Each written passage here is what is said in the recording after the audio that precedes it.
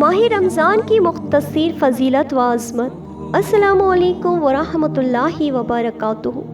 رمضان المبارک کا مہینہ اسلامی سال کے لحاظ سے ترتیب میں نواں مہینہ ہے، اور جس طرح اسلام کے دوسرے اہم احکام اسلامی مہینوں سے متعلق اور وابستہ ہیں، اسی طرح روزے، لیلۃ القدر اور اعتکاف وغیرہ کے احکام بھی اسلامی مہینے یعنی رمضان المبارک سے وابستہ ہیں۔ رمضان کے لغوی معنی جلنے اور جلانے کے آتے ہیں، کیونکہ یہ مہینہ مسلمانوں کے گناہوں کو جلانے اور معاف کرنے کا ذریعہ ہے، اور اس مہینے میں دلوں میں آخرت کی فکر اور تیاری کی حرارت و گرمی پہنچتی ہے۔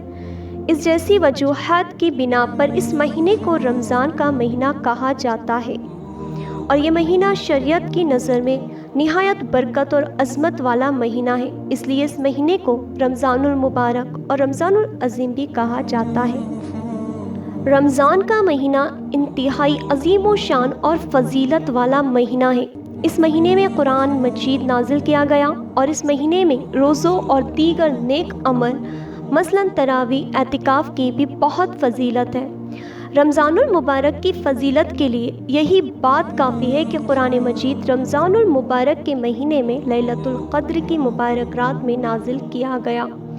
جیسا کہ اللہ سبحانہ و تعالیٰ قرآن مجید کی سورہ بقرہ میں ارشاد فرماتا ہے کہ رمضان کا مہینہ وہ ہے جس میں قرآن کو نازل کیا گیا جو لوگوں کے لیے ہدایت ہے،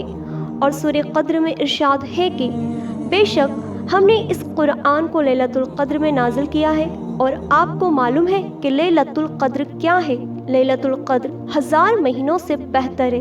اس رات میں فرشتے اور روح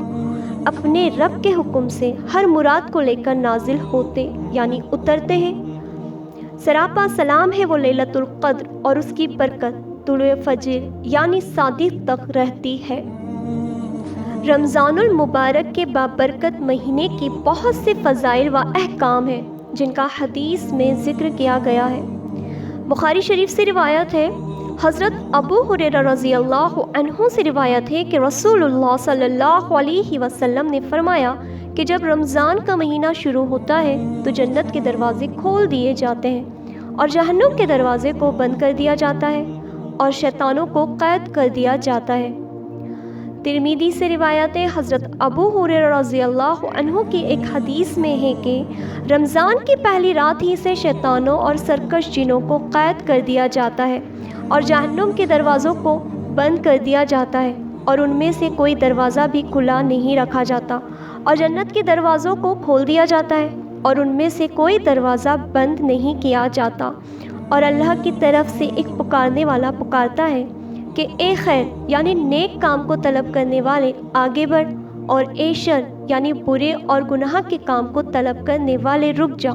اور اللہ کی طرف سے آگ یعنی جہنم سے بہت سے لوگ آزاد کیے جاتے ہیں، اور یہ واقعہ رمضان کی ہر رات میں ہوتا ہے۔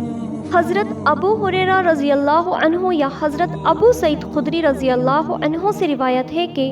رسول اللہ صلی اللہ علیہ وسلم نے فرمایا کہ اللہ کے لیے رمضان کے ہر دن اور رات میں بے شمار لوگ جہنم سے آزاد کیے جاتے ہیں، اور ہر بندے کی دعا قبول کی جاتی ہے۔ اور ایک روایت میں یہ الفاظ ہیں کہ رسول اللہ صلی اللہ علیہ وسلم نے فرمایا کہ روزے دار کی دعا رد نہیں کی جاتی۔ ترمذی سے روایت ہے، حضرت ابو ہریرہ رضی اللہ عنہ سے روایت ہے کہ رسول اللہ صلی اللہ علیہ وسلم نے فرمایا کہ ذلیل و خوار ہو وہ شخص جس کے سامنے میرا نام لیا گیا اور پھر اس نے مجھ پر درود نہ پڑھا، اور ذلیل و خوار ہو وہ شخص جس کو رمضان کا مہینہ حاصل ہوا اور رمضان گزر بھی گیا مگر اس نے اپنی مغفرت کا سامان نہیں کیا، اور ذلیل و خوار ہو وہ شخص جس نے اپنے والدین یا ان دونوں میں سے کسی ایک کو بڑھاپے کی حالت میں پایا لیکن وہ اس کو جنت میں داخل نہ کرا سکا۔ ماہ رمضان کے فضائل کا تقاضا۔ رمضان المبارک کے عظیم فضائل کا تقاضا تو یہ تھا کہ اس پورے مہینے کو اللہ سبحانہ و تعالیٰ کی عبادت و اطاعت اور گناہوں سے بچنے کے ساتھ گزارا جاتا، لیکن افسوس کہ بہت سے مسلمانوں کی حالت یہ ہے کہ انہیں اس مہینے کی قدر و قیمت کا پوری طرح احساس نہیں ہوتا، اور وہ اس مہینے میں فرض نماز تک قضا کر دیتے ہیں اور رمضان کی خاص عبادت روزہ اور تراویح کو بھی چھوڑ دیتے ہیں۔ ان لوگوں کو نہ تو عبادت کی توفیق ہوتی ہے اور نہ یہ لوگ گناہوں کو چھوڑنے کے لیے تیار ہوتے ہیں۔ اور کچھ لوگ ایسے ہیں کہ ساری عبادتیں تو کرتے ہیں لیکن گناہوں کو نہیں چھوڑتے، جیسے جھوٹ، دھوکہ، ملاوٹ، کم تولنا، کم ناپنا، جھوٹی قسمیں کھانا وغیرہ، یا پھر دوسرے فضول کاموں میں مشغول رہنا۔ یہ بہت محرومی اور کوتاہی کی بات ہے۔ اور کچھ لوگ ایسے بھی ہوتے ہیں جو صرف رمضان کے مہینے کی حد تک کچھ گناہوں سے رک جانے کا ارادہ کرتے ہیں، جیسے صرف رمضان میں میوزک سانگ نہیں سنتے،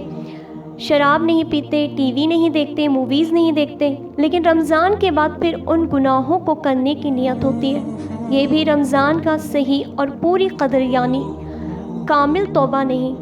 اگرچہ رمضان میں گناہ کرنے سے تو بہتر ہے، کیونکہ گناہ سے توبہ کے لیے ضروری ہے کہ توبہ کرتے وقت آئندہ اس گناہ کو نہ کرنے کی نیت ہو۔ اس لیے پیارے دوستوں، یہ رمضان جو آ رہا ہے آپ کو اور ہم کو نصیب ہونے والا ہے، انشاءاللہ پورا ارادہ کریے کہ انشاءاللہ ہم سب گناہوں کو چھوڑیں گے اور اللہ سبحانہ و تعالیٰ کی طرف دوڑیں گے۔ اللہ سبحانہ و تعالیٰ ہمیں کہنے سننے سے زیادہ عمل کرنے کی توفیق عطا فرمائے، آمین یا رب العالمین۔ انشاءاللہ نیکسٹ ویڈیو میں ہم جانیں گے کہ آپ صلی اللہ علیہ وسلم کا معمول کیا تھا رمضانوں میں۔ جو ہمارے چینل پر نیو ہے پلیز سبسکرائب کریں اور ہٹ بیل آئیکن پریس کر دیں تاکہ آپ کو آنے والی نوٹیفیکیشن بآسانی مل سکے۔ آپ کی دعاؤں کی طلبگار آپ کی دینی سسٹر ضیا خان، جزاک اللہ خیرا کثیرا۔